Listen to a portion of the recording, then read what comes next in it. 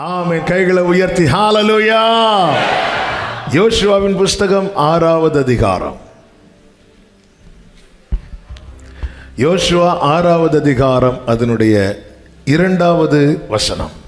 கர்த்தர் யோசுவாவை நோக்கி இதோ எரிகோவையும் அதன் ராஜாவையும் யுத்த வீரரையும் உன் கையில் ஒப்பு கொடுத்தேன்.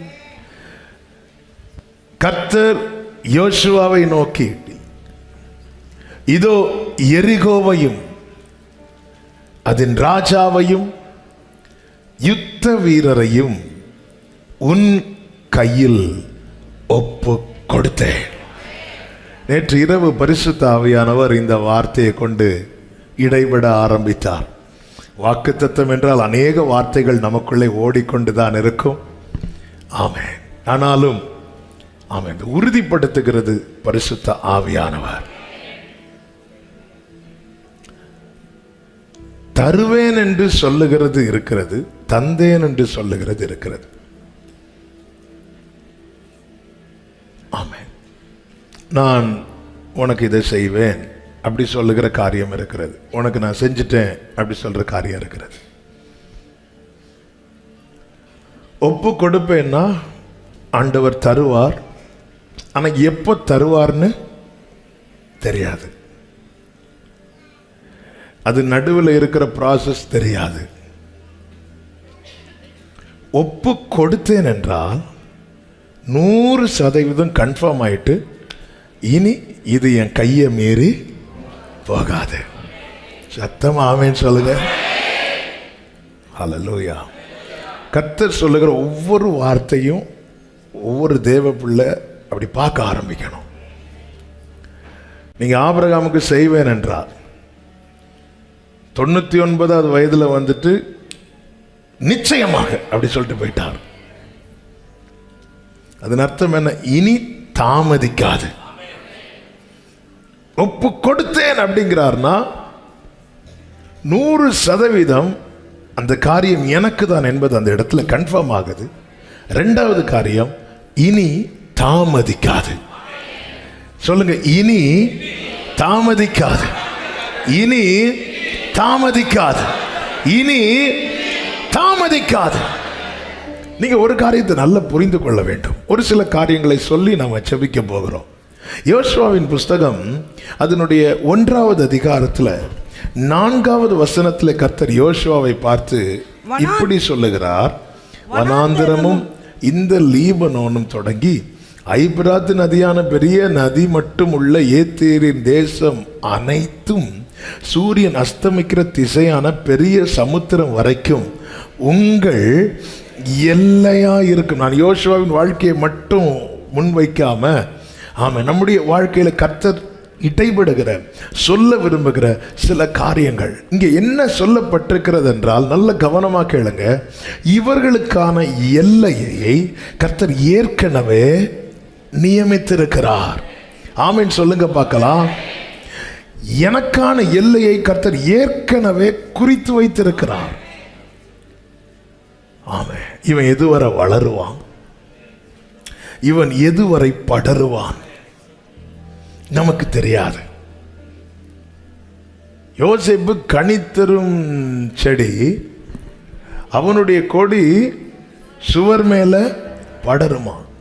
இது யோசேப்புக்கு தெரியுமா? தெரிஞ்சிருந்தா அந்த நாளைக்கு அவனுக்கு கீழே இருந்து சம்பளம் வாங்குறவன்ட்ட போய் நீ வாழ்ந்திருக்கும் போது என்ன நினைச்சுக்கோன்னு சொல்லியிருக்கவே மாட்டான். ஏன்னா 2 வருஷம் கழிச்சு அந்த பானை பாத்திரக்காரனுக்கு சம்பளம் யார் தான் கொடுக்கணும்? யோசேப்பு தான் கொடுக்கணும்.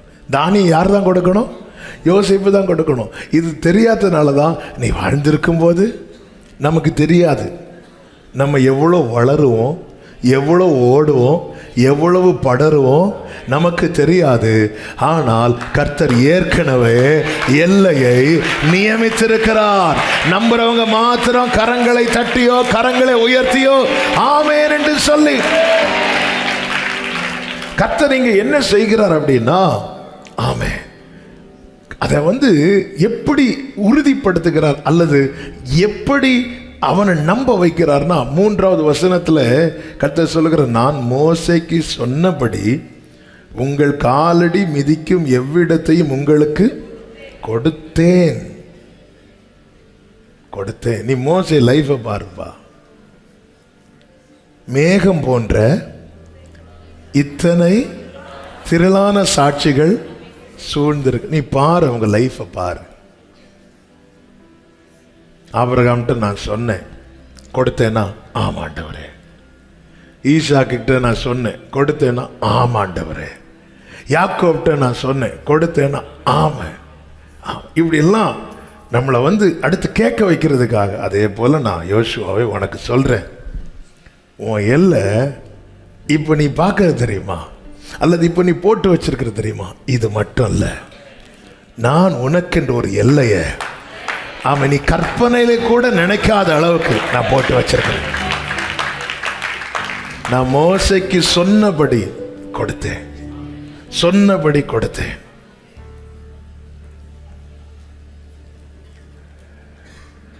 ஒரு தேவப்புள்ள நன்றாய் அறிந்திருக்க வேண்டிய, புரிந்திருக்க வேண்டிய காரியம், எனக்கான எல்லையை நான் எவ்வளவு தூரம் வளருவேன் எனக்கு தெரியாது. இன்னும் எவ்வளவு தூரம் படருவேன் எனக்கு தெரியாது. ஆனா ஒண்ணு தெரியும், கர்த்தர் சொன்னபடி, கர்த்தர் குறித்தபடி நம்புறவங்க மாத்திர கைகளை தட்டி, தேவ பிள்ளைகளே, உங்க வாழ்க்கையை நீங்க இப்படி பார்க்கணும். எனக்கு தெரியாது. ஏசாயா 51:2 இப்படி சொல்லப்பட்டிருக்கிறது, உங்கள் தகப்பனாகிய ஆபிரகாமையும் உங்களை பெற்ற சாராளையும் நீ பாரு. அடுத்த வார்த்தை, அவன் ஒருவனாயிருக்கையில் நான் அவனை அழைத்து அவனை ஆசீர்வதித்து அவனை என்ன பண்ணேனா, increased him, அவனை பெருக பண்ணினேன். இது கர்த்தர் ஏற்கனவே எல்லையை போட்டுட்டார். அதனாலதான் ஒரு பிள்ளை கூட இல்லாத ஆபிரகாமை கூப்பிட்டுட்டு நீ வானத்தை நட்சத்திரத்தை எண்ண முடியுமான்னு கேட்டார். ஏன் எல்லையை ஃபர்ஸ்டே போட்டுட்டார். கர்த்தர் ஆபிரகாமுக்கு எல்லையை குறிக்கும் போது ஆபிரகாம் ஒருவனாயிருந்தான். கர்த்தருடைய வார்த்தை நிறைவேறும் போது அவன் யாத்திராகமத்தில் சொல்லப்பட்டிருக்கிறது, அவங்கெல்லாம் பெருகி இருக்கிறாங்க. இந்த ஜனம் எல்லா இடத்திலையும் பெருகி இருக்கிறாங்க, நாளுக்கு நாள் பெருகி இருக்கிறாங்க.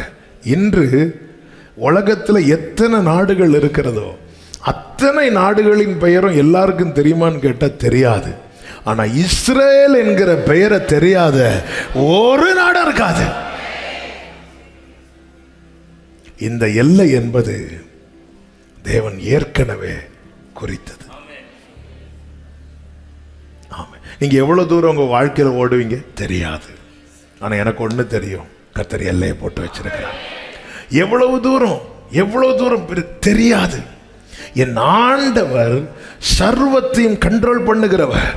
ஏசாயா 26வது அதிகாரத்தில் கர்த்தருக்கு மகிமை உண்டாவதாக அதனுடைய 15வது வசனத்தை பார்த்தீர்களே, ஆனால் இந்த ஜாதியை பெருக பண்ணினீர், இந்த ஜாதியை பெருக பண்ணினீர், நீர் மகிமைப்பட்டீர், தேசத்தின் எல்லை எல்லாவற்றையும் நெடுந்தூரத்தில். கைகளை உயர்த்தி ஆமென் சொல்லுங்க பார்க்கலாம். நாம ஒரு அடி தள்ளி வச்சா கேசு, நாம அது எங்க மரத்துக்கு இலை அந்த பக்கம் இருக்கு, பெரும் பிரச்சனை. ஆனால் ஆமென், பூமியும் அது நிறைவும் கர்த்தருடையது. ஆண்டவர் மனசுல நினைக்கிறத செய்யறாரு பார்க்கிறீங்களா? யோசுவா அப்படி நிற்கிறான். யோசுவா, இதெல்லாம் உன்னுடைய எல்லையா இருக்கும், இதெல்லாம் உன்னுடைய எல்லையா இருக்கும். இதை நீ மனசுல வச்சுக்கோ. நீ உனக்கு எல்லை குறிக்காதே, கர்த்தர் குறித்து வைத்திருக்கிறார், அதை நோக்கி ஓட வைக்கிறார். அவன் இந்த வார்த்தை நீங்க உங்க மனசுல எழுதி வச்சுக்கோங்க. எவ்வளோ வளருவோன்னு தெரியாது, எவ்வளவு படருவோம் தெரியாது, எவ்வளவு ஓடுவோம் தெரியாது. ஆனா ஒண்ணு தெரியும், எல்லை அவர் குறித்து வைத்திருக்கிறதுனால கழுகு போல எழும்புவேன், சிறகை அடித்து எழும்புவேன். நல்ல கைகளை தட்டி ஆமென் சொல்லுங்க பார்க்கலாம். இதை சொல்லிட்டு மோசேக்கு நான் சொன்னபடி கொடுத்தேன். யோசுவாவே உனக்கு இது இது எல்லையா இருக்கும் சொல்லிட்டு யோசுவா 1:5 சொல்றாரு, நீ உயிரோடு இருக்கும் நாளெல்லாம் ஒருவனும் உனக்கு முன்பாக எதிர்த்து நிற்பது இல்லை. அடுத்த வார்த்தை, நான் மோசையோடு இருந்தது போல. மோசைக்கு சொன்னதை மோசே சுதந்திரிக்க காரணம் என்ன தெரியுமா? கர்த்தர் மோசையோட இருந்தார். அப்படி என்றால் யோசுவாவே, உனக்கான நற்செய்தி என்ன தெரியுமா? உனக்கு குறித்த எல்லையை நீ சுதந்திரிக்கும்படிக்கு நான் மோசையோடு இருந்தது போல. கைகளை உயர்த்தி சொல்லுங்க, என்னோடு இருப்பார். இந்த 1வது அதிகாரத்தில் 6வது வசனம், 7வது வசனம், அதன் பிறகு 9வது வசனம், 3 வசனங்களில் ரிப்பீட்டடா வருகிற ஒரு வார்த்தை உண்டு. என்ன வார்த்தை தெரியுமா? பலங்கொண்டு திடமானதாயிரு. Be strong and of a good courage. Be not afraid. நீ பயப்படாத, பலங்கொண்டு. எல்லாரும் சொல்லுங்க இந்த வார்த்தைய. நமக்கு தெரியும் மோசே இப்பொழுது இல்லை.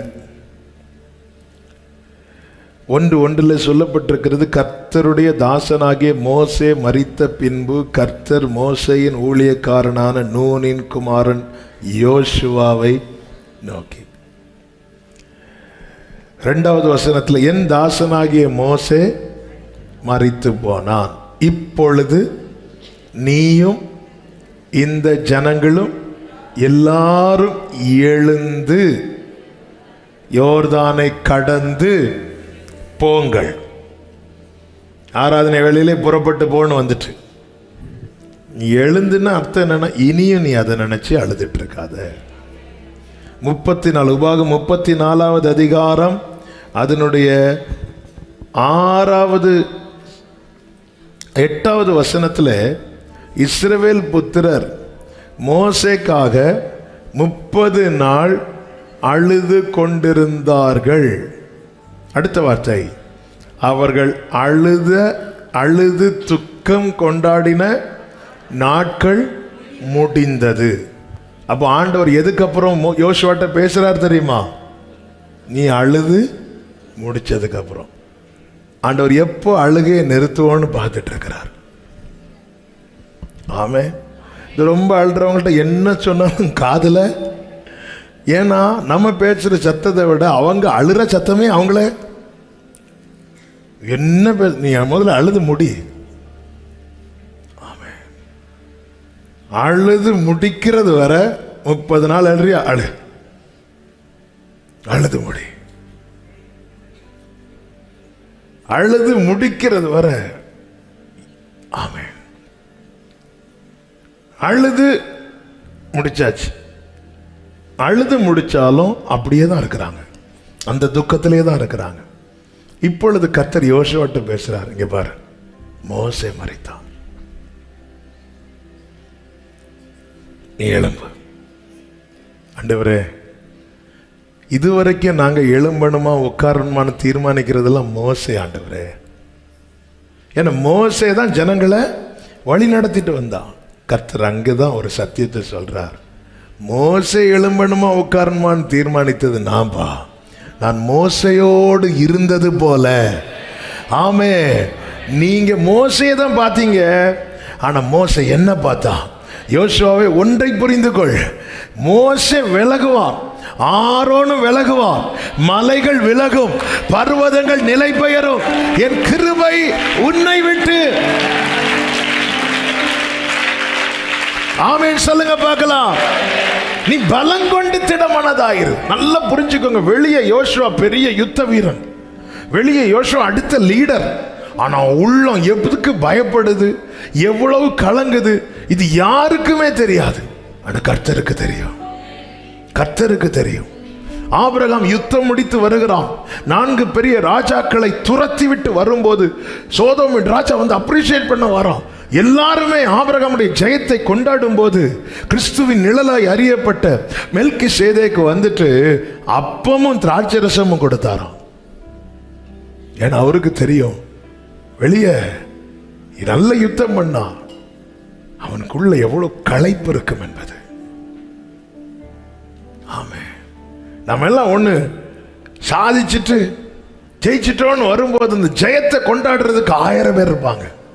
ஆனா அந்த பிரயாசத்தினால் நமக்குண்டான களைப்பு, நமக்குண்டான வேதனை, அது நம்மை யார் நெருக்கமா இருந்து அறிகிறார்களோ அவர்களுக்கு மட்டுமே தெரியும், அவர்களுக்கு மட்டுமே தெரியும். வெளியே பார்க்கறத வச்சு இவங்களுக்கெல்லாம் என்ன ராஜ வாழ்க்கை, இவங்களுக்கெல்லாம் என்ன ராஜ வாழ்க்கை. கடந்த நாளில் ஒருத்தர் சொல்லி ஒன்று ஃபீல் பண்ணா. ஒருத்தங்க வந்து பார்த்துட்டு பிஸ்னஸ் பண்ணிட்டு இருக்கிறார். அவர் இருக்கும்போது 4 கஸ்டமர் வந்தாங்க, பொருள் வாங்கினாங்க,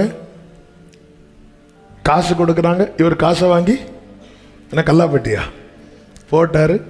அவர் இருக்கும்போது ஒரு 10 நிமிஷம் இருந்திருப்போம். 10 நிமிஷத்தில் 4 கஸ்டமர்ஸ் வராங்க, காசு வாங்குறாங்க, போடுறாங்க. 4 கஸ்டமர்ஸ் வராங்க. இப்படி பார்த்துட்டு சொன்னாராம், உங்களுக்கெல்லாம் என்னவாக ஆட்க சும்மா உட்காந்து காசை வாங்கி. அவர் சொல்றாரு, 2 நாளாக பிஸ்னஸ் இல்லைன்னு ஃபீல் பண்ணிட்டு இருந்தேன். ஏதோ ஆண்டவர் கிருபையில் ஒரு 4 பேரை. உங்களுக்கெல்லாம் என்ன, இன்னைக்கு ஈஸியா நம்ம ஒருத்தங்களை பார்த்து சொல்லிடுறோம், உங்களுக்கெல்லாம் என்னப்பா பிரச்சனை, உங்களுக்கு என்ன பிரச்சனை, உங்களுக்கு என்ன பிரச்சனை. ஆமா, யோசுவாவை பார்த்து அத்தனை லட்சம் ஜனங்க சொல்லியிருப்பாங்க, இனி யோசுவாவே உங்களுக்கு லாட்டரி அடிச்சுட்டேன், அடுத்த தலை யாருதான், நீதான். கர்த்தர் அப்படி சொல்லல.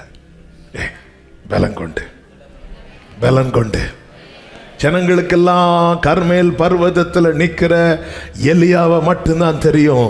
கர்த்தருக்கு மட்டும்தான் சூறை செடிக்கு கீழே சோர்ந்து படுத்திருக்கிற எலியாவை தெரியும். வெளியே பார்க்கிறவங்க 1000 பேசட்டும், 1000 சொல்லட்டும், உன் அந்தரங்கத்தை, உன் வேதனையை அவர் அறிந்திருக்கிறார். பலன் கொண்டு திடமனதார். ரிப்பீட்டடா முதல்ல இந்த வார்த்தையை மோசே சொல்லுகிறான், நீ பலன் கொண்டு திடமனதார். இப்ப அப்படி சொல்றதுக்கு மோசே இல்ல. சில நேரத்தில் நமக்கு தோணும், சில உறவுகளை நாம் இழந்திருப்போம் அல்லது தூரமாக்கப்பட்டிருப்போம். அவங்க இருந்திருந்தா இந்த டைம் என்ன வந்து தட்டி இருப்பாங்களே, அவங்க இருந்திருந்தா இந்த டைம் என்ன தேற்றி இருப்பாங்களே. மோசே நினைச்சிருப்பார், யோசுவா நினைச்சிருப்பார். அன்னைக்கு அத்தனை கூட்டத்துக்கு நடுவில் எங்க போனாலும் என்ன கூட்டிட்டு போனார் இந்த மோசே. இப்ப யார் இருக்கிற அப்படி என்கரேஜ் பண்றதுக்கு, என்னை தட்டி எழுப்புறதுக்கு? ஓன்னு அழுறா 30 நாள். நீ முதல்ல அழுது முடிந்தது. கர்த்தர் யோசுவாவை நோக்கி, நான் இருக்கிறேன்,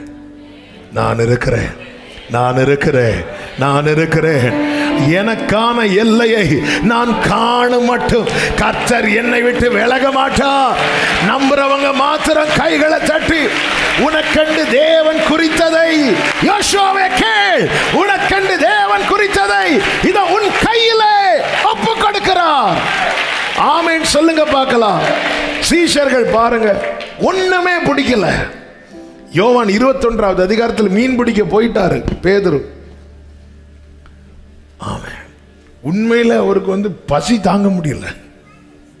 என் முந்தி இயேசு கூட இருந்தா ஒரு பிரச்சனை கிடையாது. வருஷையா வீட்டுக்கு கூப்பிட்டு போவாங்க. சீமோன்கிற பரிசேயன் வீட்டுக்கு கூப்பிட்டு விருந்து வைக்கிறான். லாசரு வீட்டில் விருந்து, சகை வீட்டில் விருந்து, சுத்தி விருந்து. இந்த டிசம்பர்ல கேரளுக்கு போறது மாதிரி எல்லாம் டயர்டாகி, சிலர் கல்யாணம் முடிஞ்சு 3 மாசம் விருந்து, அதுக்கப்புறம் போடணும் மருந்து. ஏன்னா இதையும் சாப்பிட்டு இது எங்க போனாலும் விருந்து விருந்து விருந்து விருந்து. இப்போ யாரு கூப்பிடுவா? வெளியே தலை காட்டினாலே தூக்கிட்டு போயிடுவாங்க. அவ்வளவு. ஏன்னா இயேசு சிலுவையில் அரைஞ்சாச்சு. கூட இருக்கிற 12ல் 1 முடிஞ்சு யாரு? யூதாஸ் 11 உண்டு. அதுலயும் அந்த பேதுருன்னு ஒருத்தர் இருக்கிறான். அவன் பசி தாங்க முடியல, மீன் பிடிக்க போகிறேன். அதாவது சில காரியத்தில் நமக்கு ரொம்ப ஒற்றுமை உண்டு. என்ன அப்படின்னா, ஒரு ஆளுக்கு பசிச்சுட்டுனா கம்பெனிக்கு ஒரு 4 பேருக்கு பசிக்கும். நேற்று 2வது ஆராதனையில் வெளியே நிற்கிறேன். ஒரு புருஷனும் மனைவியும் 2 பேரும் சேர்ந்து வெளியே வராங்க. நான் சொன்னேன், ஆராதனை முடியல, எங்களுக்கு தாகமாக இருக்கிறது, எங்களுக்கு தாகமா. வாங்க 2 பேரும் தண்ணி குடிச்சிட்டு, என்ன ஒற்றுமை தாகத்திலும் வாழ்விலும் தாழ்விலும் இன்பத்திலும் துன்பத்திலும் மட்டும் இல்லை, தாகத்திலும் தண்ணீர் குடிப்பதிலும். போக ஒன்றும் பிடிக்கல, ஒண்ணுமே பிடிக்கலன்னு இருக்கு பைபிள்ல. கரையில் இயேசு நிற்கிறார் காலையில். பிள்ளைகளே, புசிக்கிறதுக்கு ஏதாவது உண்டான்னு கேட்கிறார். யோவான் 21:5 அவங்க சொல்றாங்க, நாங்க ஒன்றும் இல்லை, புசிக்கிறதுக்கு ஏதாகிலும் உண்டான்னு கேட்கிறார். அதுக்கு அவங்க சொல்றாங்க, ஒன்றும் இல்லை. ஆண்டவர் இவர்களை கரையில கூப்பிடுகிறார். 9வது வசனத்துல இப்படி சொல்லப்பட்டிருக்கிறது, அவர்கள் கரையிலே வந்து இறங்கி கரி நெருப்பு போட்டிருக்கிறதையும் அதன் மேல் மீன் வைக்கப்பட்டிருக்கிறதையும் அப்பத்தையும் கண்டார்கள். உண்மையிலே அந்த இடத்துல நாம இருந்திருந்தா அந்த கடலையே உங்களை 3 வருஷம் ட்ரெயின் பண்ணி இப்படி உருவாக்கி, என்னெல்லாம் உன் காலை கழுவி என் சரீரத்துக்கு அடையாளமாய் அப்பத்தை கொடுத்து, என் ரத்தத்தின் அடையாளமாய் ரசத்தை கொடுத்து, உனக்கு நான் வரத்தை கொடுத்து, உனக்கு அப்போஸ்தலன் என்று பெயரை வச்சு, பேதுரும் கையில் உங்கள் மாமியார் கூட உன் வீட்டு சாவி தரதுக்கு யோசிக்கும் போது, ஏன்னா மாமியார் வீட்டு இல்லை, பேதுரு மாமியார் ஜரத்தில் இருந்தாங்களே, மாமியார் கூட உன் வீட்டு சாவியை தர யோசிக்கும் போது, நான் பரலோகத்தின் திறவுகோலையை உன் கையில் தந்து இப்படி வச்சு இப்படி எல்லாம். ஆனால் ஆண்டவருக்கு தெரியும் பசிக்குது, சாப்பிடல. சாப்பிட்டுருப்பாங்களா? இல்லை. ஆண்டவருக்கு தெரியும். அப்பத்தையும் மீனையும் ரெடி பண்ணி வச்சுட்டு, இதுதாங்க இயேசு, இதுதாங்க இயேசு. என் முதல்ல அவர் எதுல ஃபோக்கஸ் பண்ணுவார் தெரியுமா? என்ன பலப்படுத்துறதுல. ஆமென். என்னை பலப்படுத்துகிற கிறிஸ்துவினாலே. ஆமென் சொல்லுங்க பார்க்கலாம். 13வது வசனத்தில் சொல்லப்பட்டிருக்கிறது, அவர்கள் அப்பத்தையும் மீனையும் எடுத்து. 9ல் சொல்லப்பட்டிருக்கிற, அவர்கள் அப்பத்தையும் மீனையும் கண்டார்கள். இதே இது பழைய பேதுருவா இருந்தா, வாங்க ஆண்டவரே, உட்காருங்க ஆண்டவரே, சாப்பிடுவா ஆண்டவரேன்னு சொல்லி இப்ப சொல்ல முடியாது. ஏன்னா ஆளு பின்னாடி 3 தடவை மறுதளிச்சாச்சு. திருப்பியும் இயேசு கூப்பிட்ட போது விட்டு வந்த வலையும் போட்டையும் திரும்ப எடுத்தாச்சு. எல்லாத்திலையும் 0. கண்டார்கள். நினைச்சிருப்பார், கொஞ்சம் அவசரப்பட்டுட்டேன், நல்ல ஒரு மீன் கறியும் ஃபிஷ் ஃப்ரையும் பிரெட்டும் போச்சே.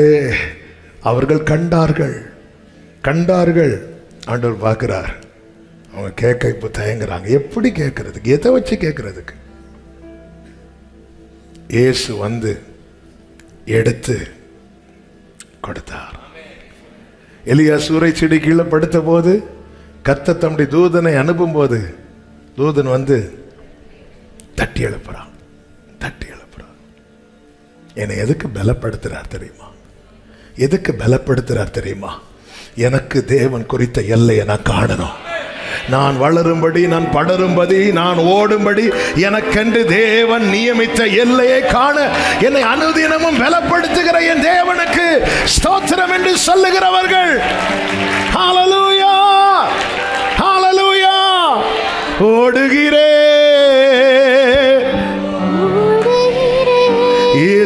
இயேசுவுக்காய் நான். பிரியமானவர்கள், நிறைய எழுதிட்டு வந்து, ஆனா இந்த வார்த்தையிலே தான் என் இருதயம் ஆமென் அப்படி தங்கி இருக்கிறது. ஆண்டவர் ஒரு எல்லையை போட்டு வச்சிருக்கிறாருங்க. ஹல்லேலூயா. நமக்கு தெரியாது. நீங்கள் இப்பொழுது இருக்கிறதை பார்க்கிலும் 1000 மடங்கு அதிகமாகும்படி கர்த்தர் கிரியை செய்வார்னு மோசேயை கொண்டு உபாகம் 1 சொல்றார். அதை கொஞ்சம் கற்பனை பண்ணி, இப்போ நீங்க எப்படி இருக்கிறீங்க? உடம்பு சைஸ் சொல்லல.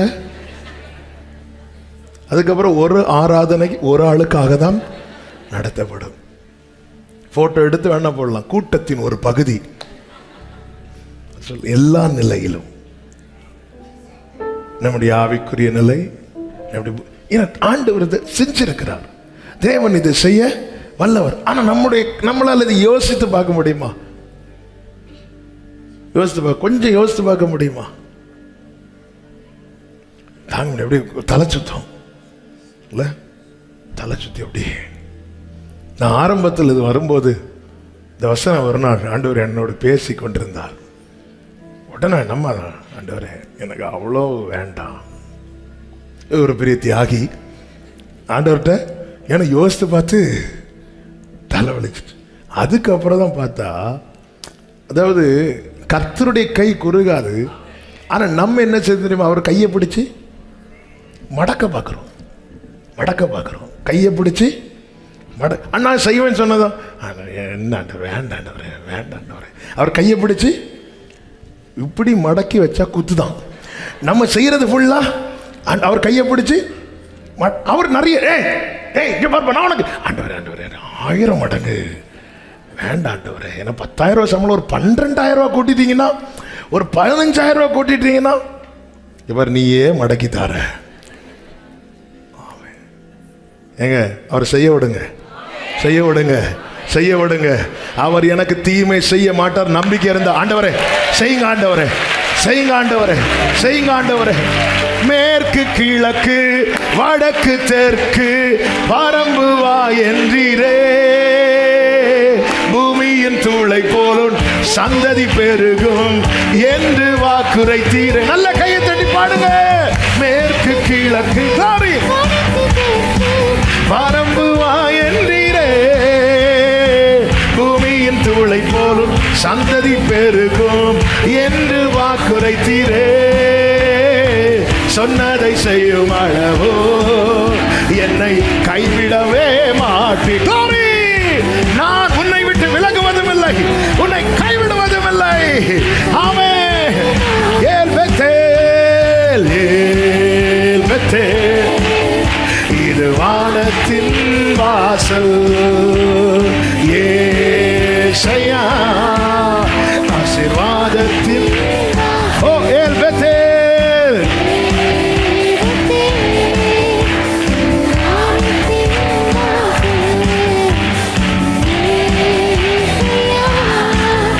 ஆசீர்வாதத்தின். ஆமென்.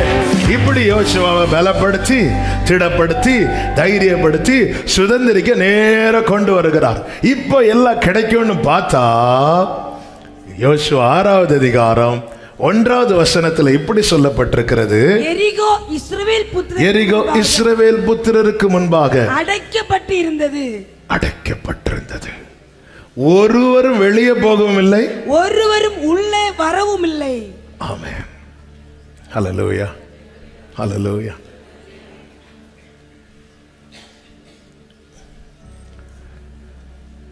கஷ்டப்பட்டு டிராவல் பண்ணி, இப்போ ஃபார் எக்ஸாம்பிள் ட்ரிவாண்ட்ரத்தில் நமக்கு ஜூ இருக்கு. வீட்டில் பயங்கரமாக பிளான் பண்ணி எல்லாம் ரெடியாகி சாப்பாடு பொட்டலெல்லாம் கட்டி வண்டி எடுத்து அல்லது காரை பிடிச்சி அல்லது எப்படியோ போய் இறங்கி போய் இன்னைக்கு ஷூக்குள்ள ஃபுல்லாக சுற்றி பார்த்து டைம் பாஸ் பண்ணலான்னு போகும்போது கேட்டு போட்டு இருந்தா நம்ம வாழ்க்கையில் பல இடத்துல இங்கே தான் நிற்கிறோம். இப்போ நடக்கும், இப்போ கிடைக்கும் அப்படின்னு பார்த்தா வாசல் வர வந்தாச்சு. ஆனா நான் வாசலை பார்க்காம இருந்த போது கூட எனக்கு நம்பிக்கை இருந்த ஆண்டவரே.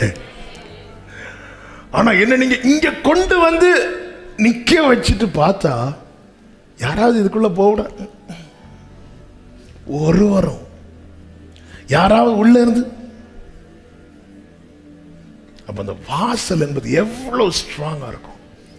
அந்த எரிகோவின் மதில் மேல ஒருத்தி வீடு கட்டி குடியிருக்கிறாள். அப்ப அந்த மதில் எவ்வளவு ஸ்ட்ராங்கா இருக்கும்.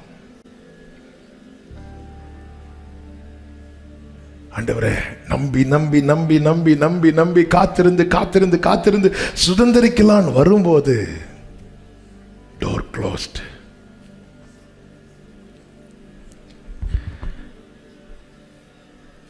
ஓகே, இப்படி ஒரு சிச்சுவேஷன்ல கர்த்தர் என்ன செய்வார்?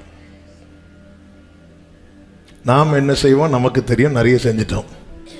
இப்படிப்பட்ட சொல்லு, போங்க ஆண்டவரே, இது நான் ஒழுங்கா உட்காந்து அழுதுட்டு இருந்தேன், என்ன எலும்பு கிளம்பு எல்லாம் சொல்லி என்னை இதுவரை கொண்டு வந்துட்டு பார்த்தா வாசல்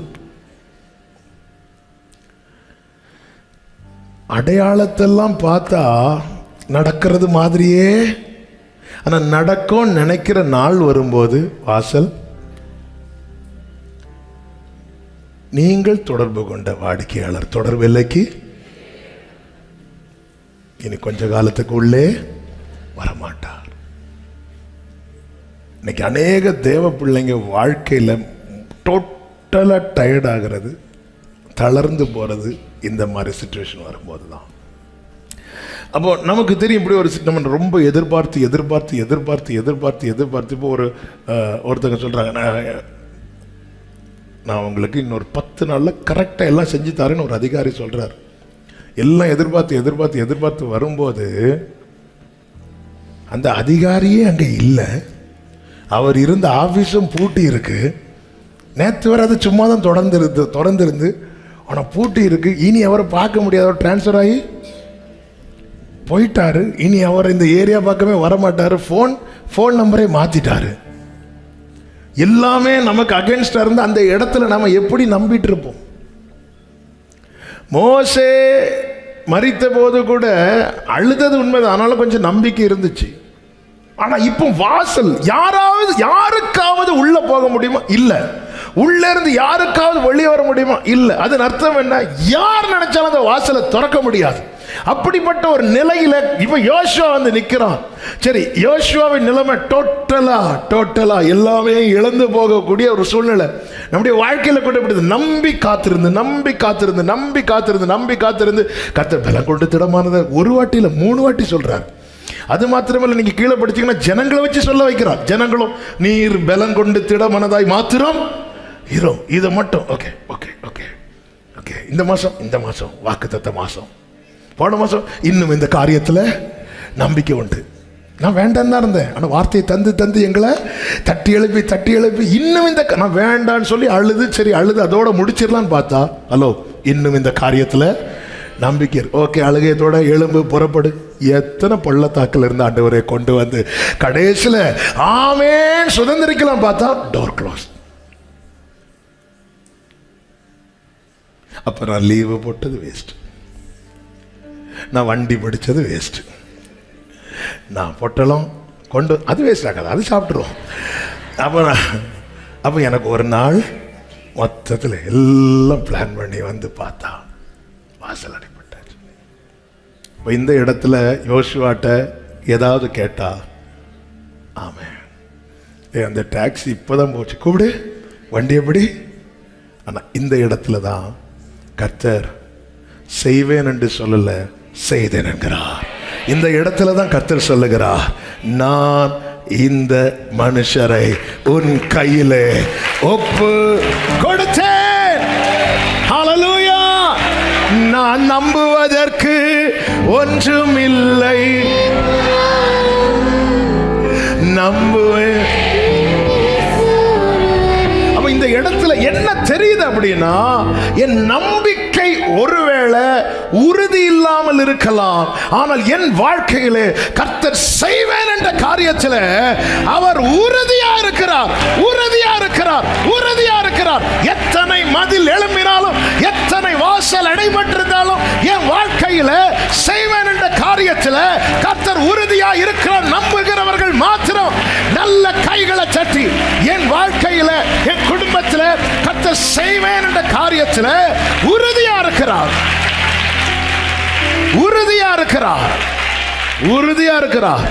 அதுதான் யோபு சொல்றாரு 23வது அதிகாரம் அதனுடைய 13வது வசனத்துல, அவரோவென்றால் ஒரே மனமா இருக்கிறார். அவரை திருப்பத்தக்கவர் யார்? நம்ம ஒரு இடத்துல போறோங்க, வாசல் அடைப்பட்டிருக்கு, க்ளோஸ்ட் இருக்கு, நம்ம திரும்பி தானே போவோம். ஆண்டவர் திரும்ப மாட்டார். அவருடைய நாமங்களில் ஒன்று என்ன தெரியுமா? தடைகளை, சத்தமா சொல்லுங்க, தடைகளை தகர்க்கிறவர். தடைகளை தகர்க்கிறவர். அவர் அப்படி திரும்ப முடியாது. அவருடைய சித்தத்தின்படி எல்லாம் செய்வார்.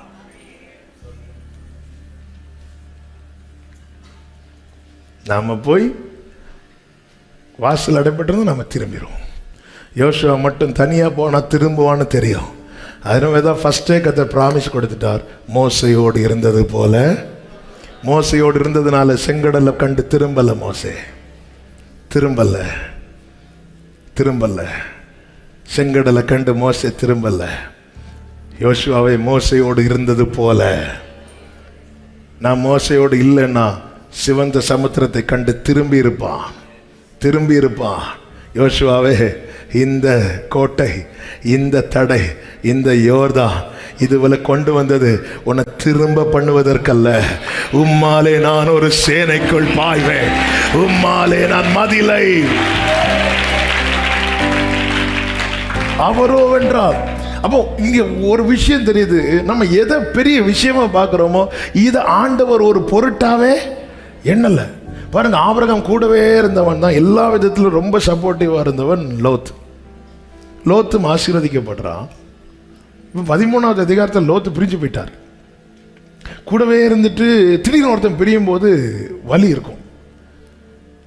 ஆபிரகாம் லோத்தை விட்டு பிரிந்த போது கர்த்தர் ஆபிரகாமை நோக்கி, என்னப்பா லோத்து போயிட்டானாப்பா, எதுவுமே சொல்லல. ஆபிரகாம் வடக்கேப்பார். ஆதியாகமம் 13வது அதிகாரம் 14வது வசனம். லோத்து ஆபிரகாமை விட்டு கர்த்தர் ஆபிரகாமை நோக்கி, உன் கண்களை ஏறெடுத்து நீ இருக்கிற இடத்திலிருந்து வடக்கே பார், தெற்கே பார், கிழக்கே பார், மேற்கே பார். எங்க மட்டும் காட்டலன்னா நீ லோத்து இருக்கிற இடத்தை பாருன்னு காட்டல, மீதி எல்லாத்தையும் காட்டுறார். என்ன அதன் அர்த்தம்? எவ்வாறு ஆபிரகாமே, லோத்து ஒன்றை விட்டு போனதை நினைச்சு நான் மைண்ட் பண்ணல, எனக்கு அது ஒரு விஷயம் கிடையாது, உனக்கு அது ஒரு விஷயமா இருக்கக்கூடாது. உன்னை ஆசீர்வதிக்கிறதுனா சில நேரத்தில் நம்ம இவங்க இருந்திருந்தா அவங்க இருந்திருந்தா ஆண்டவர் அப்படியே திருப்ப சிந்தைகளை மாத்துறாரு பாருங்க. எப்படி ஒருவனை கைட் பண்றாரு பாருங்க. அவன் லோத்தை குறித்த, ஐயோ அவன் இல்லை போயிட்டானே, இனி அவ்வளவுதான், அவன் போயிட்டானே, அவன் இல்லையே, அவன் என்ன விட்டு போயிட்டானே, அந்த அந்த ஒரு கட்டிலிருந்து வெளியே கொண்டு வர. வடக்கே பார், தெற்கே பார், பார் மட்டும் சொல்லாம அடுத்த வசனத்துல சொல்றாரு, நீ பார்க்கிற இந்த பூமி முழுவதையும் நான் உனக்கும் உன் சந்ததிக்கும் என்றைக்கும் இருக்கும்படி கொடுத்து உன் சந்ததியை பூமியின் தூளை போல பெருக பண்ணுவேன். ஒருவன் பூமியின் தூளை எண்ண கூடுமானால் உன் சந்ததியும் எண்ணப்படும். அடுத்த வார்த்தை, நீ எழுந்து தேசத்தின் நீளம். ஆண்டவர் பாத்தீங்களா, எழும்பு. தேவன் இடைப்படும் போது ஒரு மனுஷன் முடங்கி இருப்பதை தேவன் விட மாட்டார். யோசுவாட்ட என்ன சொல்றார்? நீ எழுந்து. லோத்து போயிட்டானே, என் கூட கடைசி வரை இருப்பான் நான் நம்பிட்டு இருந்தேன், இப்படி போயிட்டானே, பாரு, எழும்பு. நம்ம எதை விஷயமா தலைக்குள்ள கொண்டு வரோமோ அதை ஆண்டவர் மைண்டே பண்ணல. இங்க வாசல் அடைபட்டிருக்கு, ஒருத்தன் கூட ஒருவனுக்கும் போக முடியல, வரவும் முடியல. ஆரம்பத்திலேயாவது 2 வேவுகாரங்க வேவு பார்க்க போனவங்க போயிட்டு வந்தாங்க. இப்போ ஒருத்தருக்கும் அட்லீஸ்ட் அந்த 2 பேரையாவது அனுப்பி விடலான்னு பார்த்தா, சுதந்திரிக்கு நம்ம பக்கத்துல வரும்போது இருந்த அனுகூலம் கூட நமக்கு இல்லாமல் இருக்கும். ஆரம்பத்தில் அந்த வாசலுக்குள்ள 2 பேர் போயிட்டு வராங்க. அப்போ ஒரு நம்ம நம்பணும்னா அட்லீஸ்ட் 2 பேர் போன இடத்துல ஒரு 4 பேராவது போகிற மாதிரி இந்த வாசல் ஓப்பனா இருக்கும்னு பார்த்தா நல்ல ஸ்ட்ராங்கா க்ளோஸ் ஆயிட்டு. ஏன்னா 2 வேவ் பார்க்குறவங்க வந்த விஷயம் அங்க என்ன ஆயிட்டு, ஸ்மெல் ஆயிட்டு. தெரிஞ்சு ராகா வீட்டில் வந்து கேட்குறாங்க, 2 பேர் வந்திருக்காங்க, உன் வீட்டில் தானே வந்தாங்க. அவளும் சொல்லிட்டா அவங்க ஃபஸ்ட்டே போயிட்டாங்க. அப்போ பார்க்குறாங்க, இன்னும் இந்த டோரை ஓப்பனில் வைக்கக்கூடாது, நல்லா க்ளோஸ் பண்ணேன், நல்லா க்ளோஸ் பண்ணியாச்சு. அப்போல்லாம் இருந்த போர்டு வேற போட்டிருப்பாங்க, நாய்கள் ஜாக்கிரதை.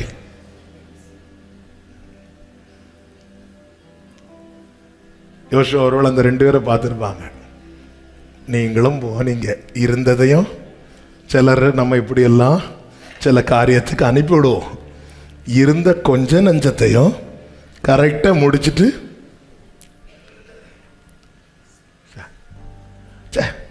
அந்த நபர் ஒழுங்காக நம்மள்கிட்ட பேசிகிட்டு இருந்தார். வேவு பார்க்க 2 பேரை விட்டதும் நம்ம நம்பரையே டெலீட் பண்ணி பிளாக் பண்ணிட்டாங்க. ஸ்ட்ராங்காக க்ளோஸ் ஆகிட்டு. பட் ஆண்டவருக்கு அது ஒரு விஷயமே கிடையாது. ஏன்? அவரோ வென்றால் ஒரே மனதாக இருக்கிறார். அவரை திருப்பத்தக்கவர் யார்? அவர் தமது சித்தப்படி எல்லாம் செய்வார். எனக்கு செய்வேன் என்று சொன்னதை எனக்கு செய்வார், எனக்கு கொடுப்பேன் என்று சொன்னதை எனக்கு கொடுப்பார். ஹல்லேலூயா. யோசேப்பு வாழ்க்கையில செய்வேன் என்கிற காரியத்தை தான் தரிசனமா காண்பித்தார். யோசேப்பை குழியில தூக்கி போட்டாங்க, தரிசனத்தை தூக்கி போடல. யோசேப்பின் வஸ்திரத்தை கிழித்தாங்க, தரிசனத்தை கிழிக்கல. அவனை குறித்த கர்த்தருடைய வாக்குத்தத்தத்தை கிழிக்க முடியல. யோசேப்பை விற்று போட்டார்கள், அவனை குறித்த தேவனுடைய வாக்குத்தத்தத்தை விற்று போட முடியவில்லை. யோசேப்பை சிறையில் அடைச்சாங்க, வார்த்தை அடைக்க முடியவில்லை. யோசேப்பின் மேல என்னெல்லாமோ வார்த்தை தொட முடியாது. சங்கீதம் 105:28 சொல்லப்பட்டிருக்கிறது, அவருடைய வார்த்தையை எதிர்ப்பாரில்லை. அவருடைய வார்த்தையை எதிர்ப்பாரில்லை. இப்ப அடுத்த கேள்வி, இந்த ஒரு காரியத்தை சொல்லி நான் செபிக்க விரும்புகிறேன். எல்லாம் கேட்க நல்லா இருக்கு. எப்படி நம்புவது? எப்படி நம்புவது? 3 வார்த்தைகளை சொல்லி செபிக்க விரும்புகிறேன். 1, யோசுவாவே உன் ஆரம்பத்தை பார், உன் ஆரம்பத்தை பார். என்ன ஆரம்பம்? யோசுவா எகிப்திலிருந்து புறப்பட்ட கூட்டத்தில் ஒருவன். அப்பொழுது அவன் பெயர் நமக்கு தெரியாது. பட் யோசுவாவை எப்படி பார்க்கலாம்னா, 6 லட்சம் புருஷர்கள் அதுல ஒருத்தன், அவ்வளவுதான். சபையில் வருகிற 1000 பேரில் ஒருவன், 1000 பேரில் ஒருவன். இப்படிதான் யோசுவாவை தெரியும். அதன் பிறகு அற்புதங்கள் நிறைய நடந்துச்சு. செங்கடல் பிளக்குது, மன்னா கிடைக்குது, மாறா மதுரமாகுது, ஏலீம் காண்பிக்கப்படுகிறது, கண்மலையிலிருந்து தண்ணீர் வருகிறது. இப்படி அற்புதமான காரியங்கள் நிறைய நடக்குது. யோசுவா பேரு வெளியே தெரியாது. ஆனா யோசுவாவுக்கு கர்த்தர் ஆரம்பத்தை எங்க வைத்தார்னா, யாத்திராகமம் 17வது அதிகாரம் 8-9 வசனங்களிலே அமலேக்கியர் வந்து ரெவிதீமிலே இஸ்ரவேலரோட யுத்தம் பண்ணினார்கள். அப்பொழுது மோசே யோசுவாவை நோக்கி, ஹல்லேலூயா. சில முக்கியமான நேரம் வரும்போது, கிரிட்டிக்கலான நேரம் வரும்போது நம்ம நெஞ்சு பக்கு நடிக்கும். நம்மளை மட்டும் நான் படிச்சுட்டு வாங்க, நாளைக்கு கொஸ்டின் கேட்பேன்னு சொல்லி கிளாஸ் மேடம் சொல்லிட்டு போயிட்டாங்க, வாத்தியார் சொல்லிட்டு போயிட்டாங்க. கரெக்டாக அந்த பீரியட் வருது, அவர் உள்ளே வராருன்னா அவருடைய மறந்து இருக்கிறாருன்னு வைங்களேன். திடீர்னு நேற்று கொஸ்டின் கேட்பேன்னு சொன்னேன்ல அப்படி சொல்லிட்டு அப்படி ஸ்டூடெண்ட்ஸை பார்ப்பார். அப்போ வெளியே சிலர் இப்படி இருந்தாலும் நெஞ்சு பக்குன்னு அடிக்க, நம்மளை மட்டும் பார்த்துடவே கூடாது. கடைசி பெஞ்சில் இருந்தாலும் அவங்க நம்மளை பார்த்தாலும் நம்ம பின்னாடி திரும்பி பார்ப்பாங்க. யாரும் இருக்க மாட்டாங்க, இருந்தாலும் நம்ம பக்குன்னு அடிக்கும். மோசே பார்த்துருப்பார். அந்த செங்கடலை பிளக்க கோலை நீட்டினீங்கல்ல, அப்போ உங்களுக்கு என்ன பார்க்க தெரியல. இந்த மாறாவை மதுரமாக்குறது அப்போ உங்களுக்கு என் கண்ணு தெரியல. இந்த ஏலிமில் 12 நீரூற்று 70 பேரிச்சு, அப்போ உங்களுக்கு என்ன கண்ணுக்கு தெரியல. இந்த கண்மலை அடித்து தண்ணி அது மட்டும் நான் செஞ்சிருந்தேனா அப்பவும் என்ன உங்களுக்கு கண்ணுக்கு தெரியல. இந்த அமலேக்கியன் வந்து பிரச்சனை பண்ணும்போது இவ்வளவே இருக்கிறாங்க. அப்பொழுது மோசே, நீ போய் யுத்தம் பண்ணு. அவன் நீங்க என்ன பண்ணீங்க? நான் என் கோலை பிடிச்சிட்டு மேல. அப்போ இதுவரை நீங்க அற்புதம் செய்யும் போதெல்லாம் நீங்க உங்க கோலை நீட்டி, இப்ப அமலேக்கியர் வந்து நான் என் கோலை பிடிச்சிட்டு மேல அப்படின்னு நிற்பேன். அப்ப ஆரோன் என் கை பிடிக்கணும்ல. நீங்க சேஃபா குடும்பமா மேல மலைக்கு மேல இருங்க, நான் போய்.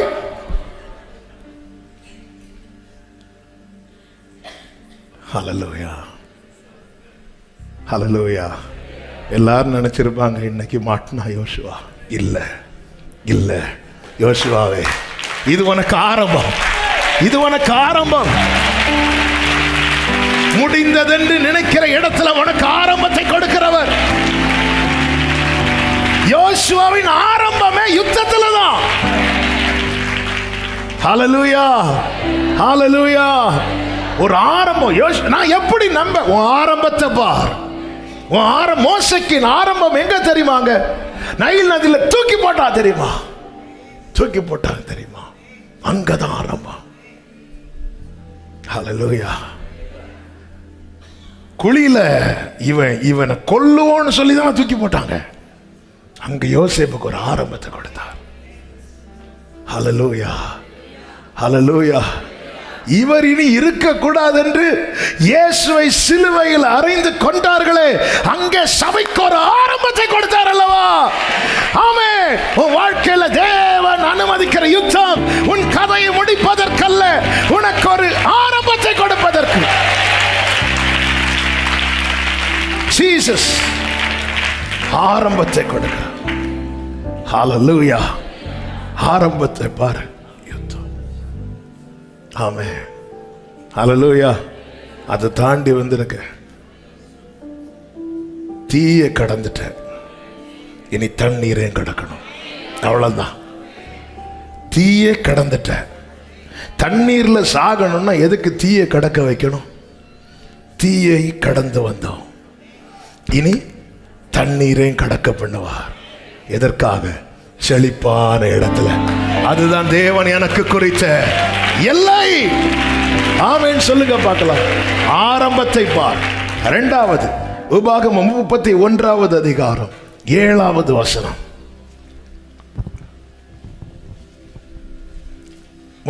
பின்பு மோசே யோசுவாவை நோக்கி, இஸ்ரவேல் எல்லாரும் பார்த்திருக்க அவனை நோக்கி, கர்த்தர் இவர்களுக்கு கொடுப்பேன் என்று இவர்களுடைய பிதாக்களுக்கு ஆணையிட்ட தேசத்துக்கு நீ இந்த ஜனத்தை அழைத்து கொண்டு போய் அதை இவர்கள் சுதந்திரிக்கும்படி செய்வாய். உனக்கு தேவன் கொடுத்த அழைப்பை பார். அந்த அழைப்போடு கூட தான் அவர் கொடுத்த வாக்குத்தத்தம். கர்த்தர் இங்கே வாக்குத்தத்தம் எப்படி கொடுக்கிறார் தெரியுமா? அவன் காதுகள் மட்டும் கேட்க அல்ல, அத்தனை பேர் காதுகள் கேட்க. அத்தனை பேர் காதுகள் கேட்க எனக்கு ஒரு வாக்குத்தத்தம் கர்த்தர் கொடுக்கிறார்னு வைங்களேன். அது என் வாழ்க்கையில நிறைவேறலைன்னா நான் மட்டும் அவரை சொல்றது, அவர் சொல்லிட்டு செய்யலன்னு அத்தனை பேரும் சொல்லுவாங்க. ஆமாவா இல்லையா? அதுதான், அதை வச்சு தானே மோசே கிளைம் பண்றாரு மலையில. ஆண்டவரே, நீங்க காரணம் கொடுப்பேன்னு தானே கூட்டிட்டு வந்தீங்க, இப்போ வனாந்திரத்தில் அழிச்சிட்டாங்கன்னா சத்துருக்கள்லாம் என்ன சொல்லுவாங்க? ஆண்டவரே இறங்குங்கப்பான்னு சொல்லி கெஞ்சிறார். அத்தனை மற்றவர்கள் காதுகள் கேட்க உங்களுக்கு என்று கர்த்தர் ஒரு வார்த்தையை தொனிக்க பண்றார்னா புரிந்து கொள்ளுங்கள், விடமாட்டா. ஒரு விசை கர்த்தர் தம்முடைய பரிசுத்தத்தின் பேரில் ஆணையிட்டா அவர் பொய் சொல்ல மாட்டா. என்கிட்ட சீக்கிரட்டா சொல்லிட்டு ஒருவேளை என் வாழ்க்கையில் அப்படி செய்ய மாட்டார். நான் சும்மா ஒரு பிராக்டிகல், ஒருவேளை செய்யலைன்னா கர்த்தர் சொல்லி செய்யலைன்னு சொல்லும்போது வந்துடுவாங்க 4 பேர். சும்மா அதை அவரை பற்றி தெரியாம பேசாத, புரியாம பேசாத. அந்த வார்த்தையை பார்த்தீங்களா? மோசே யோசுவாவை அழைத்து இஸ்ரவேலர் எல்லாரும் பார்த்திருக்க, எல்லாரும் பார்க்கிறாங்க. சில நேரத்தில் அப்படிதான் சபையிலே கர்த்தர் நம்மை வச்சிருப்பார். எல்லாருக்குமே தெரியும், நம்முடைய நிலைமை அறிந்த அத்தனை பேருக்கும் தெரியும். நம்ம கூட தான் பேசுறாங்க. சிலர் வந்து அதை டபுள் கன்ஃபார்ம் பண்ணிட்டு போவாங்க. உங்களுக்கு தான் பேசினார் ஆண்டவர், உங்களுக்கு தான் பேசினார் ஆண்டவர், உங்க கூட தான் பேசினார். உங்க நிலைமை புரிஞ்சுக்கோங்க. தேவன் தம்மை பரியாசம் பண்ண விட்டார். தேவன் தம்மை பரியாசம் பண்ண விட்டார். வாக்கு தத்தத்தை பார், அழைப்பை பார். அடுத்து யோசுவாவுக்கு கர்த்தர் என்ன செய்கிறார்? அவனை ஆயத்தப்படுத்துறார். யோசுவா 3:15 யோசுவா 3:1 சொல்லப்பட்டிருக்கிறது. அதிகாலையில் அவன் எழுந்து அவன் என்ன செய்கிறான்னா, அவன் ஜனங்களை எல்லாரையும் புறப்பட பண்ணி எல்லாரையும் கொண்டு வந்து 5 சொல்றார், இன்று உங்களை பரிசுத்தம் பண்ணி கொள்ளுங்கள், நாளைக்கு கர்த்தர் உங்கள் நடுவில். அப்போ ஆயத்தப்படுத்துகிறார். உனக்கு ஒரு அறிமுகத்தை கொடுத்து, உனக்கு ஒரு அழைப்பை கொடுத்து, உன்னை ஆயத்தப்படுத்தினது, உன்னை இதுவரை நடத்தி கொண்டு வந்துட்டு உனக்கு ஒன்றும் கிடையாது போன்னு சொல்லி அனுப்புவதற்கு அல்லப்பா. ஆமென். உன்னை சுதந்தரிக்க வைப்பதற்காக. கைகளை உயர்த்தி ஆமென் சொல்லுங்க பார்க்கலாம். பிரியமான கர்த்தருடைய பிள்ளைகளே, அழைத்தது கர்த்தர் அல்லவா? முடிந்தது என்று நினைத்த இடத்துல நமக்கு ஒரு அறிமுகத்தை கொடுத்திருக்கிறார் அல்லவா? சுதந்தரிக்கும்படி நம்மை ஆயத்தப்படுத்தினதின் அடையாளமாய் அல்லவா இந்த யோர்தானை கடக்க பண்ணி இருக்கிறார். அவரோடு உடன்படிக்கை செய்ய வைத்திருக்கிறார். நிச்சயமாக நிச்சயமாக நான் வளரும்படி, நான் பெருகும்படி, நான் ஓடும்படி, எனக்கு குறித்த எல்லையை நான் தொடும்படி கர்த்தர் கிருபை செய்வார். ஆமென் சொல்றவங்க நல்ல கைகளை தட்டி அவர் உண்மையுள்ளவர், அவர் உண்மையுள்ளவர். ஆமென் சொல்லுங்க பார்க்கலாம். உன் கையில் ஒப்பு கொடுத்தேன்னு ஒப்பு கொடுத்ததுதான். அந்த 6வது அதிகாரத்திலேயே அவர்கள் கண்களுக்கு முன்பாக இருந்த எரிகோவும் அதன் வாசலும் இடிந்து தரைமட்டமானது. இதற்காக இவர்கள் செய்தது என்னன்னு பார்த்தா, இது விழும்படி இவங்க ஒண்ணுமே செய்யல, இவர்கள் சுதந்தரிக்கும்படி செய்தார்கள். என்ன செய்தார்கள் தெரியுமா? கர்த்தரை பாடி துதித்தார்கள். இது விழும்படி செய்ய வேண்டியது கர்த்தர், ஆனால் அது சுதந்தரிக்கும்படி நீ செய்ய வேண்டியது கர்த்தருக்கு மகிமையை கொடுக்கணும். கர்த்தருக்கே அதை செலுத்துங்கள். இந்த காலை வேளையிலே தேவ சமூகத்திலிருந்து என்னை கேட்கிற அன்பு உள்ளங்களே, இந்த மாலை வேளையில இந்த வார்த்தையை கேட்க போகிற அன்பு உள்ளங்களே, இயேசுவின் நாமத்தில் உங்களுக்கு சொல்லுகிறேன், நான் எப்படி நம்புவது? இந்த 3 காரியத்தை எழுதி வச்சிருக்கிறேன். உங்க அறிமுகத்தை பாருங்க, உங்க ஆரம்பத்தை பாருங்க, உங்க அழைப்பை பாருங்கள். அது மாத்திரமல்ல, உங்களை தேவன் ஆயத்தப்படுத்தினதை பாருங்கள். திரும்பி பாருங்க, எவ்வளோ காரியத்திலிருந்து கர்த்தர் நம்மை உருவாக்கி உருவாக்கி மாற்றி மாற்றி. ஒரு காலத்தில் சில நபர்களை குறித்து ஒரு காலத்தில் என்ன வந்தாலும் மன்னிக்க மாட்டேன் இருந்திருப்போம். ஆனால் இப்போ அந்த மன்னிக்கிற பக்குவத்துக்கு நம்ம வந்திருப்போம். இதெல்லாம் மாற்றங்க, வெளியே தெரியாது இந்த மாற்றம். இதெல்லாம் மக்களுக்கு இதெல்லாம் கேட்டால் பிரமிப்பா இருக்காது. மக்களுக்கு எது கேட்டால் பிரமிப்பா இருக்கும்? இந்த கேன்சர் மாறிச்சுன்னு சொன்னா பிரமிப்பு, எனக்கு காய்ச்சல் மாறிச்சுன்னு சொன்னா. ஸோ இதெல்லாம் அற்புதம். ஆனால் இதை விட பெரிய அற்புதம் என்ன தெரியுமா? நான் என்ன வந்தாலும் இவங்களை மன்னிக்க மாட்டேன் இருந்தேன், ஆனால் இன்னைக்கு கர்த்தர் என்ன அவங்களை மன்னிக்க வச்சிருக்கிறார். பரலோகம் இதில் தான் கனி விளக்கும், இதில் தான் கனி வரும். வாழ்க்கையில் நம்ம ஃபுல்லாக மன்னிச்சிட்டோன்னு சொல்லலை, ஆனால் இன்னைக்கு பரவாயில்ல. ஒரு காலத்தில் ஒரு நபர் டெய்லி ஒருத்தங்க செஞ்ச துரோகத்தையே பேசிட்டே இருப்போம். இப்போ கொஞ்ச நாளா அதை பற்றியே நான் பேசவே இல்லைனால அது எனக்குள்ள பெரிய மாற்றம் தான். யாராவது பேச வந்தா கூட சரி அதை விடுங்க அதை விடுங்க அதை விடுங்க, இது பெரிய மாற்றம், பெரிய மாற்றம். இது எதை காண்பிக்கிறது? எனக்கான எல்லையை நான் சுதந்திரிக்கும்படி கர்த்தர் என்னை ஆயத்தப்படுத்தி கொண்டிருக்கிறார். நான் வளரும்படி என்னை ஆயத்தப்படுத்துகிறார், நான் பெருகும்படி என்னை ஆயத்தப்படுத்துகிறார், நான் ரீச் பண்ணும்படி அந்த எல்லையை நான் தொடும்படி. ஆண்டவரே, எனக்கு ஒரு ஆரம்பத்தை தந்தவரே, கிருபையா என்னை அழைத்தவரே, நீர் எனக்கு வைத்திருக்கிற எல்லையை நான் சுதந்திரிக்க என்னை ஆயத்தப்படுத்தும் என்று விட்டு கொடுக்கலாமா? அப்படியே இருக்கிற இடத்துல கண்களை மூடி உங்கள் கரங்களை வானத்துக்கு நேராக உயர்த்தி, அப்பா, ஆரம்பத்தை தந்தது நீங்க, அழைத்தது நீங்க, என்னை ஆயத்தப்படுத்தி சுதந்திரிக்க வைக்கிறதும் நீங்க தான்ப்பா, நீங்க தான்ப்பா. உங்களுக்கு தெரியும்பா, உங்களுக்கு தெரியும்பா. என்னை ஆயத்தப்படுத்துவீராக, என்னை ஆயத்தப்படுத்துவீராக. யோர்தானை கடக்கணும்னா கடக்க வைங்கப்பா. ஆண்டவரே, ஆண்டவரே, எந்தெந்த பகுதியில் நான் இன்னும் குறைவுள்ளவனா இருக்கிறேனோ என்னை ஆயத்தப்படுத்துங்கப்பா, என்னை ஆயத்தப்படுத்துங்கப்பா. சொல்லுங்க, இந்த வார்த்தையை சொல்லுங்க, என்னை ஆயத்தப்படுத்துங்க. நீர் வைத்திருக்கிற நான் வளரும்படி, நான் பெருகும்படி, நான் ஓடும்படி நீர் வைத்திருக்கிற எல்லையை நான் சுதந்திரிக்க என்னை ஆயத்தப்படுத்துங்கப்பா, என்னை ஆயத்தப்படுத்துங்கப்பா. எல்லாம் வாயை திறந்து கேளுங்க. ஒரு செய்தி கேட்டுட்டு போவதுக்கு இல்லைங்க கர்த்தர் உங்களை கொண்டு வந்தது. நீங்க எவ்வளவு வாஞ்சையா வந்திருக்கிறீங்கன்னு கர்த்தர் அறிவா. இதை சுதந்திரிக்கணும். ஆண்டவர் என்னை ஆயத்தப்படுத்துங்க. யோசுவாவை ஆயத்தப்படுத்தினவரு, யோசுவாவை அழைத்தவரு, யோசுவாவுக்கு ஆரம்பத்தை கொடுத்தவரு, என்னை ஆயத்தப்படுத்தி சுதந்திரிக்க வைங்க, எல்லையை காண வைங்க, எல்லையில கால் எடுத்து வைக்க வைங்க. யோசுவாவை கால் வைக்க வச்சீங்களேப்பா, கால் வைக்க வச்சீங்களேப்பா. நான் நிறைய வருஷம் என்ன கேட்க வச்சிட்டீங்க, என் காலத்தை தொட வைங்கப்பா, என்ன கால் எடுத்து வைக்க வைங்கப்பா. என்னை ஆயத்தப்படுத்துங்க ஆண்டவரே, என்னை ஆயத்தப்படுத்துங்க ஆண்டவரே, என்னை ஆயத்தப்படுத்துங்க. ஜெபம் பண்ணுங்க, 2 நிமிஷம் ஜெபம் பண்ணுங்க. நீங்க ஜெபம் பண்ணுங்க. நீ அடைக்கப்பட்ட வாசலை பார்க்காதே, சொல்லப்படுகிறவருடைய வார்த்தையை கேளு.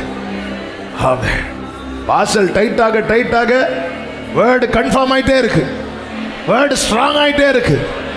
சத்துரு தன் ஆயுதத்தை கூர்மையாக்க கூர்மையாக்க உன் வாழ்க்கையில வாக்குத்தத்தம் ஸ்ட்ராங் ஆயிட்டே இருக்கு. உன் வாழ்க்கையில வாக்குத்தத்தம் உறுதியாகி கொண்டே இருக்கிறது, உறுதியாகி கொண்டே இருக்கிறது, உறுதியாகி கொண்டே இருக்கிறது. சபை நடுவில் உனக்கு சொல்லப்பட்ட வார்த்தை நிறைவேறும். அத்தனை ஜனங்கள் கேட்க, அத்தனை ஜனங்கள் பார்க்க, உனக்கென்று சொல்லப்பட்ட வார்த்தை நிறைவேறும். கர்த்தர் சாட்சியாய் நிறுத்துவார், கர்த்தர் சாட்சியாய் நிறுத்துவார். அவர் பொய் சொல்ல மனிதன் அல்ல, மனமாற மனபுத்திரன் அல்ல. நீங்க செய்வீங்க ஆண்டவரே, நீங்க செய்வீங்க. எந்த அடையாளம் இல்லை என்று கலங்காது. சூழ்நிலைகள் எல்லாம் எதிராக எதிராக என்னுடைய வாக்குத்தத்தம் உறுதியாயிட்டே இருக்கிறது, உறுதியாயிட்டே இருக்கிறது. இந்த ஜெப வேளையில் இந்த வார்த்தையை இயேசு கிறிஸ்துவின் நாமத்தில் தீர்க்க தரிசனமாய் உங்களுக்கு சொல்லுகிறேன். சூழ்நிலைகள் பிரதிகூலமாக பிரதிகூலமாக எல்லாம் உனக்கு எதிராக எதிராக எதிராக எதிராக உனக்கான வாக்குத்தத்தம் உறுதியாயிட்டே இருக்கிறது, உறுதியாயிட்டே இருக்கிறது, உறுதியாயிட்டே இருக்கிறது. ஆமென் சொல்றவங்க நல்ல கைகளை தட்டி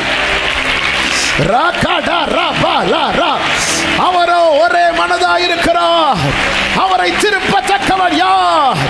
அவர் தமது சித்தப்படி எல்லாம் செய்கிறார், தமது சித்தப்படி எல்லாம் செய்கிறார். ஹalleluya. 2 கைகளை உயர்த்தி சொல்லுங்க, நம்புவே